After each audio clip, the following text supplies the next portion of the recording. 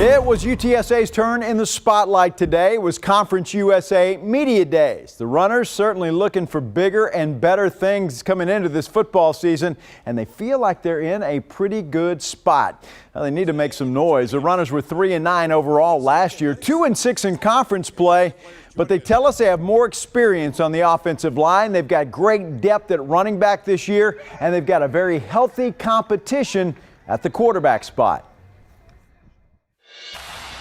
We have quality guys that are all vying for a position, and then in reality, we had them live in scrimmages in the spring in 3 occasions. Probably not enough to declare the guy just yet. It'll happen. You know, we'll have split practices the first week in fall camp, and let them really get after each other to separate themselves, and then.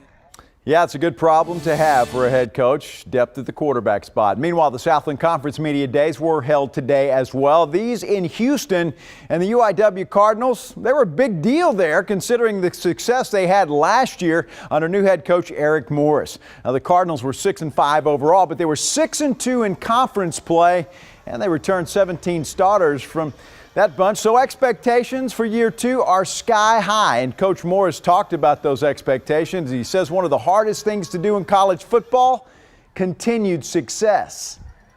I think our culture is getting better and better, and I think we continue to stress the little things and mental toughness and all these things that we have to ignore it. I mean, last year I stood up here and I think we were picked second to last, and none of this stuff matters. I mean, what matters is if we're going to go back to work the way that we did last year as a team.